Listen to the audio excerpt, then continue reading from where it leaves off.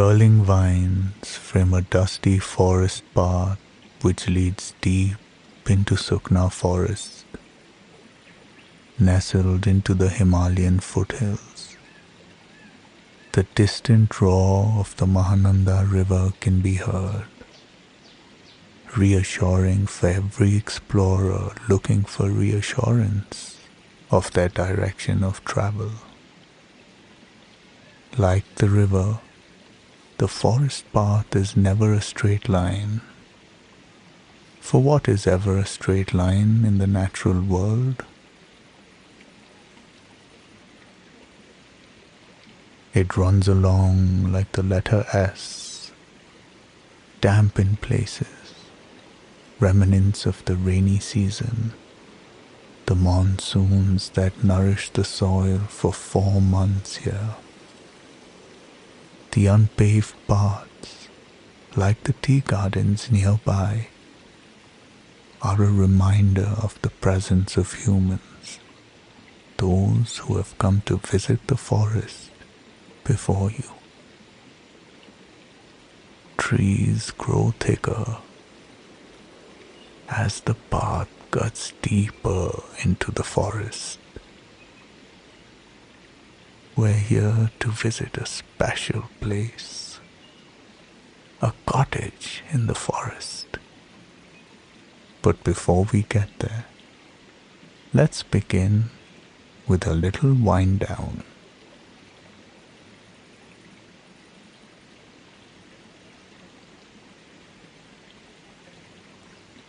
Tonight's wind down is a visualization. When you're ready, let's begin. So, just take a moment to get comfortable. Letting go of the day.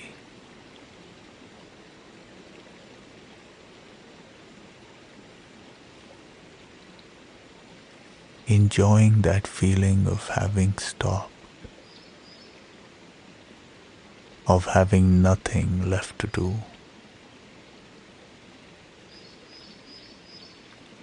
We're going to focus the attention of the mind on the different parts of the body,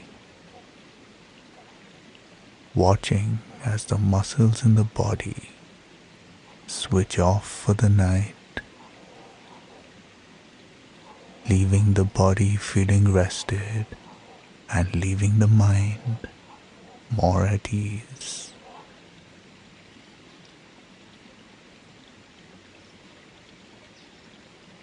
So starting down at the toes and feeling a sense of the muscles switching off, the feet, the arches, all those muscles switching off. Same in the lower half of the legs. Notice any tension being let go of as the muscles switch off, shut down. In the upper half of the legs,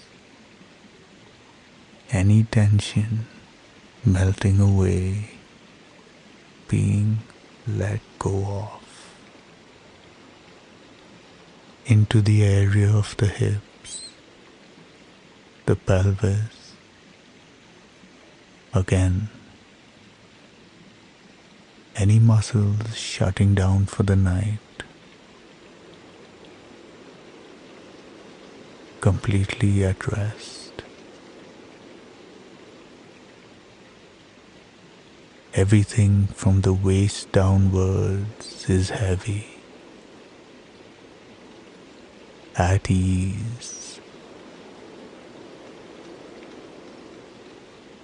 The muscles in the lower back and the stomach are now switching off. Middle of the back, around the diaphragm, the upper back and the chest.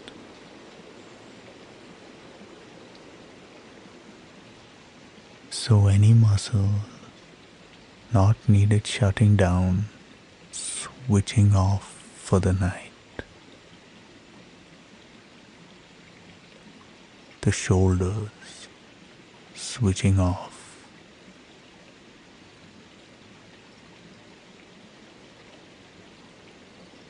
The upper half of the arms and the lower half of the arms switching off. The hands, fingers, just switching off. Any muscles around the throat and the neck switching off. The head, the face, the jaw, the eyes.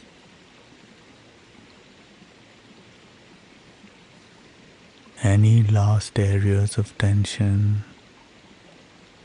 melting away as the muscles shut down, switching off.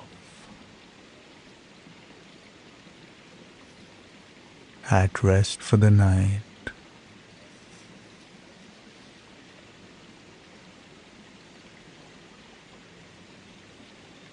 and allowing thoughts to come and go, allowing the mind and body the space they need to rest.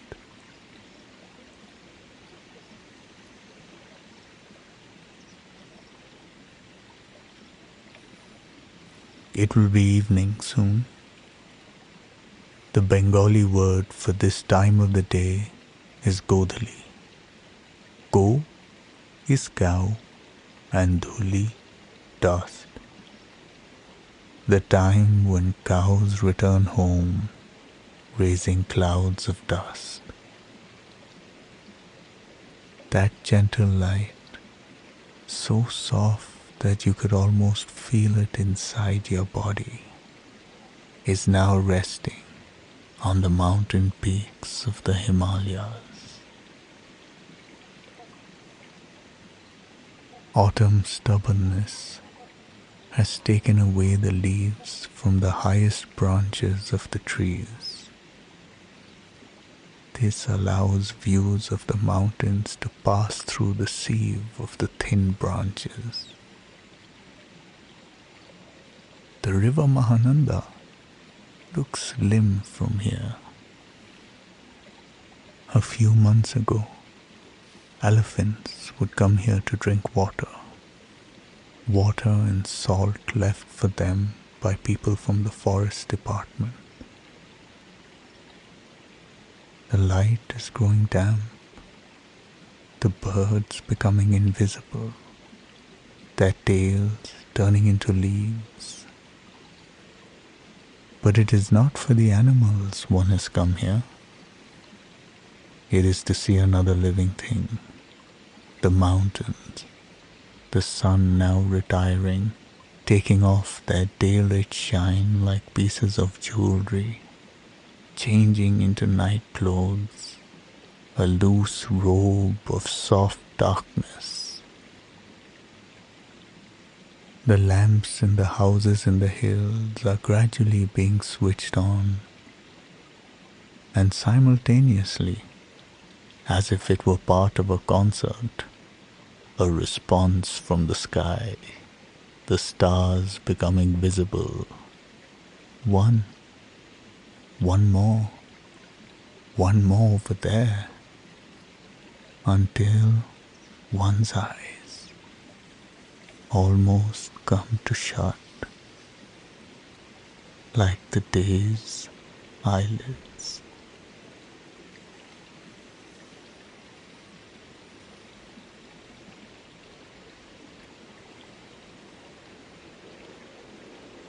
The forest paths are scattered with remainders of what must have been a foraging expedition. The fiddlehead fern is a favorite of people in northern Bengal. It smells like a forest might if it were to be condensed into the curls of a fern. There are others which have been left behind only because they are not eaten. They look like they have been created in a craft class by different kinds of scissors. So various are the shapes and arrangements of leaves. They are clingy by nature, attaching themselves to the bark of trees with as much grace as they do to the earth. Close to the fiddleheads, often are orchids that attract eager travelers from around the world. They are the cymbidiums, one of them peach and pink and purple, so perfectly arranged that they could be mistaken for something placed by man. This forest has a variety of orchids.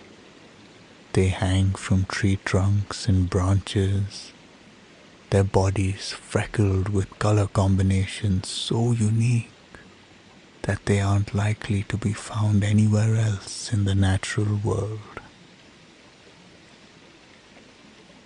Sometimes these colorful orchids seem like an imitation and even competition with the animal world. The orange speckled with black reminding one of a tiger. The white celogyne, so simple that it would have almost gone unnoticed had it not been for the orange butterfly-like imprint in its center. The galanth, which looks like two maroon and white spotted flowers attached to each other by accident, as if they were interchangeably flower and restless butterfly.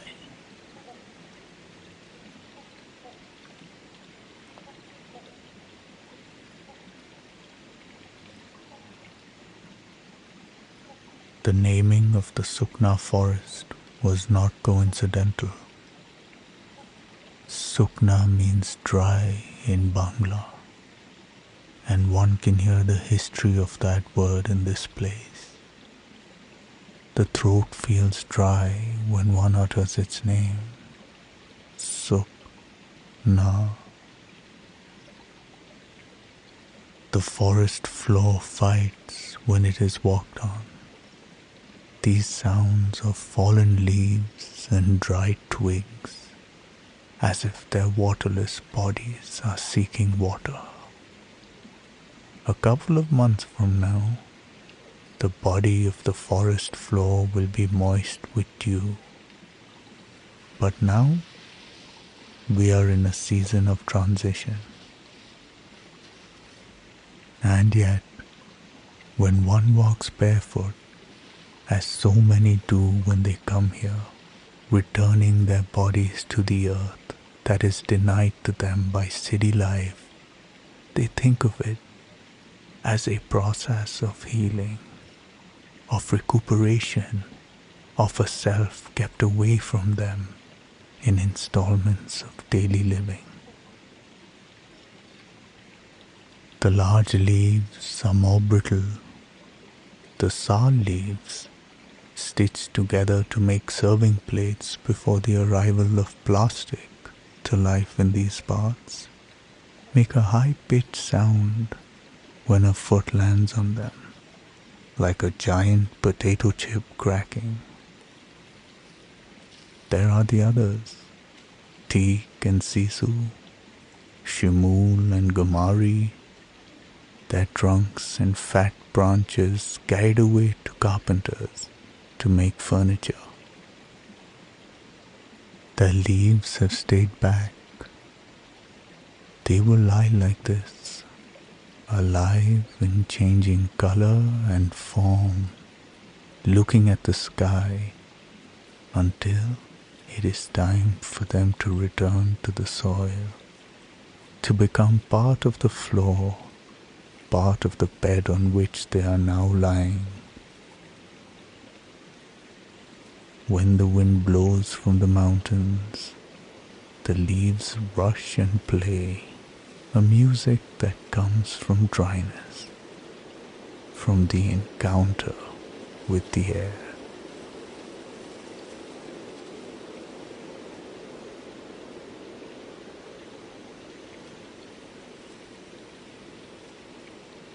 Over there is an old Ashoka tree, a tree without shoka, without grief. How old could it be? It is the only one of its kind here. There were many Ashoka trees in the central and eastern Himalayas once. Not far from here, in Nepal, the Buddha is said to have been born under an Ashoka tree. It will flower in a few months, and its orange, red flowers are immortalized in gates in Hindu and Buddhist art. The gates show a Yakshi, a spirit common to Hindu, Jain, and Buddhist mythology, holding a branch of the Ashoka tree. The tales around these trees are a kind of carbon dating. They have visited this forest long before we have. In contrast to the Ashoka tree's aloneness is the group of Gambhari trees that stand a little further away. These beechwood trees are pale yellow now, like irregular lines in a painting.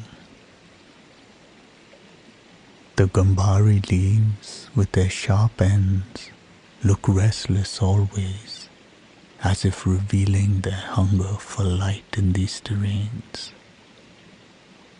Every few meters, there is a plumeria, the champa flower. Its mild perfume is a favorite of the Hindu god Krishna.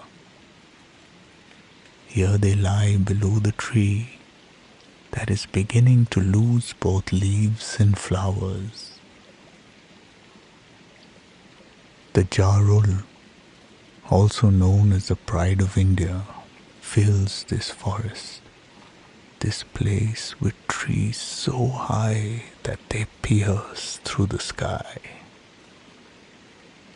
Around these old trees lie an abundant residue of purple flowers from the summer that now stain the soil below them.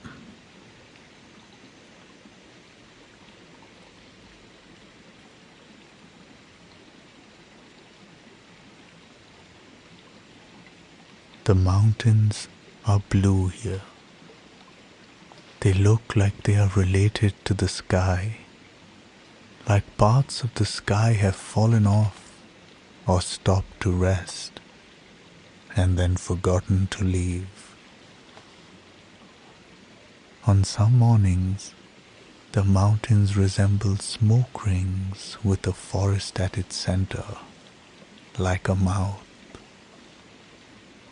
The hills are clothed with trees themselves, so that the eye travels without hesitation or hurdle, as if joining these foothills to the moon.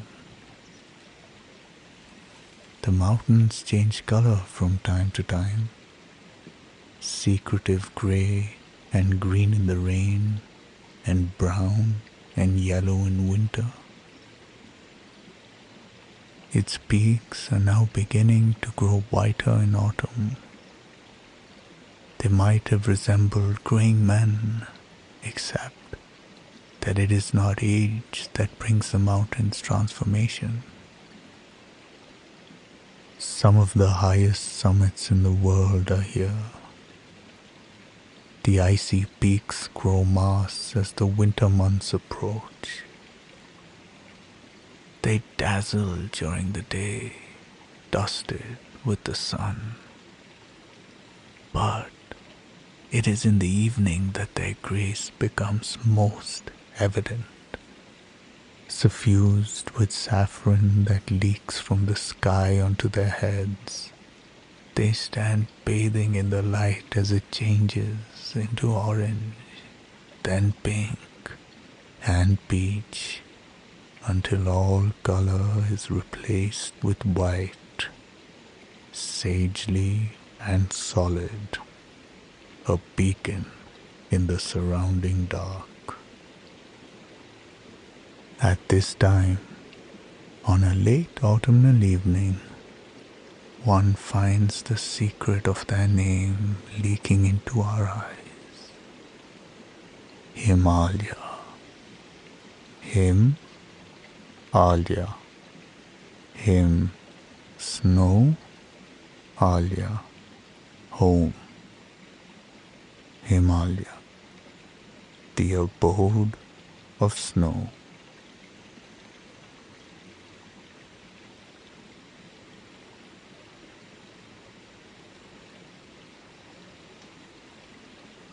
One hears it at first, like one does a cheerful neighbor downstairs. The sound of the river Mahananda. Like its name, its sound is joyous. In the rain, it raises its voice, competing with the full-throated water pouring from the skies. The distance between earth and sky amplifying the sound of the rain. The river's music is different. There are large rocks inside its body, like stones in a bird's gizzard. They disrupt its smooth flow, but without that disruption, there would be no gurgle, no music. As one moves closer to the stream, the eye-nourishing green gives way to stones and then rocks. This is not the beauty of a sea beach, of smoothly polished soft soil that becomes a gentle bed to the people who've come to enjoy it. Here, visitors must watch the river sitting perched on these rocks, almost like a bird. One thus sits not by the river, but watching over it. The water seems endless, as does everything here. It runs over the rocks, disappearing them. It is childlike in this season, trying to climb over everything that falls in its way. A bird drops a twig on the way home. In a moment, it has vanished, carried by the swift water currents to where neither the eye nor the bird can see it.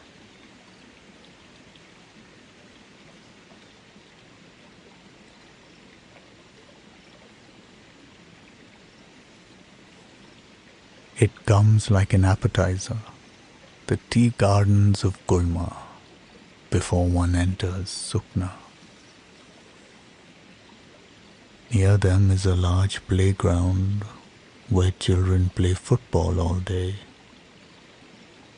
It comes as a relief to the eye after the pointed spires of the hills in the background. It is flat, or perhaps flattened. The waist-high tea shrubs, like inverted umbrellas, their gnarled branches of long decades, together look like carpets rolled out till the horizon. Every morning, women come to these gardens. They pick the freshly grown leaves. The new leaves are easy to identify and to pluck.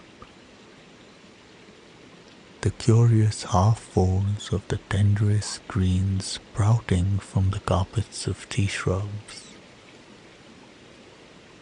In the morning, the bud is so tender that its faint green looks unripe, not completely born, unready to meet the world.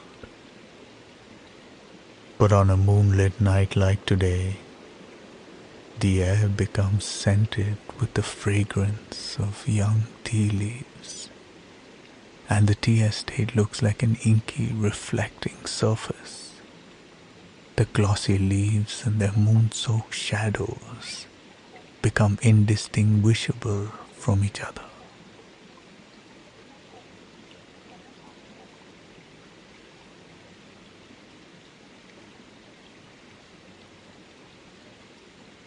This is Bamboo Land, the place from where the bamboo culture of India's northeast that extends to and connects it to Southeast Asia begins. Bamboo comes from the grass family, and in this forest, it is like grass. It leads a community life. There are quite a few bamboo groves here. One can sense them from a distance, the promise of a calming shade that draws one near. It is a place of rest. One sits to rest the poles of one's being, the feet and the mind. The autumnal breeze is unpredictable in its speed. It is gentle today, and the bamboo leaves, which look like the beaks of birds, move with it. There is confidence in their singing. They know that they will not fall. A bamboo, like a giant flute, can make music as well when its body is pierced to make a few holes. But this is a different kind of music. The leaves on the slim bamboo stems resist the wind and slap it regularly with a rhythm that turns the grove into a bamboo dance. The bamboo flowers after years, often decades. When they do, there is a mass flowering. The heart expects to see this on a visit to the forest. But even when the timing isn't right and the flowering is missed, there are other rewards. The moon appears through the bamboo's long stems and leaves. But before the moon, there are the men. They are here foraging for bamboo shoots to put into their dinner. And there are a few collecting bamboo to sell or to make into art. And perhaps a few testing them to dance the Chiro dance. And yet, taking away as many as they can, the bamboo grove will look undisturbed and the same as it was. The energy of the monsoons is still running through it, coaxing more life from it every day, so that a new bamboo shoot appears every morning. They are there, like a family, newborns and young adults, thin and plump, time accumulated in their flesh.